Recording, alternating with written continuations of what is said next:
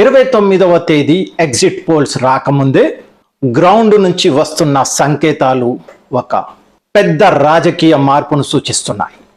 ఈరోజు సంఖ్యలతో కాదు, సంకేతాలతో మాట్లాడదాం. సర్వేలతో కాదు, ఓటరు మూడ్తో మాట్లాడదాం.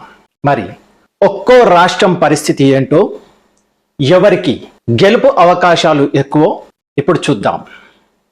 రండి, ఇప్పుడు కేరళలో పరిస్థితి ఏంటో ఒక్కసారి మనం తెలుసుకుందాం. కేరళలో పరిస్థితి వేరుగా ఉంది. అక్కడ ఓటరు భావజాలం బలంగా పనిచేస్తోంది. సామాజిక సమీకరణ, మైనారిటీ ఓట్లు, వామపక్ష క్యాడర్ బలం, కాంగ్రెస్ సాంప్రదాయ ప్రభావం ఇవన్నీ ఫలితాన్ని క్లిష్టంగా చేస్తున్నాయి. మనకు కేరళలో చాలా కాలంగా రెండు కూటముల పోటీ. ఒకటి ఎల్డిఎఫ్ సిపిఎం నేతృత్వం, రెండు యుడిఎఫ్ కాంగ్రెస్ నేతృత్వం.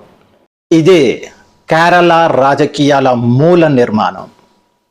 ఇక భారతదేశంలో మొదటి కమ్యూనిస్టు ప్రభుత్వం ఏర్పడింది కేరళలోనే. ఈఎంఎస్ నంబూదిరిపాద్ ముఖ్యమంత్రి.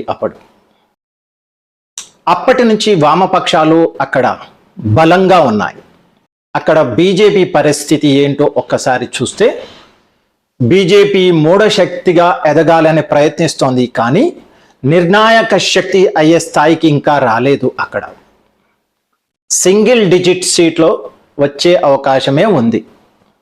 అది లోవర్ సింగిల్ డిజిటా లేక హయ్యర్ సింగిల్ డిజిటా అనేదే ప్రశ్న. మొత్తానికి కేరళలో హంగ్ అసెంబ్లీ వచ్చే ఛాన్సెస్ ఎక్కువగా కనిపిస్తున్నాయి. ఎందుకు అంటే పినరై విజయన్ 10 ఏళ్ల యాంటీ ఇన్కంబినియన్సీ ఎదుర్కొంటున్నారు. మూడోసారి గెలిస్తే అది పెద్ద అద్భుతం.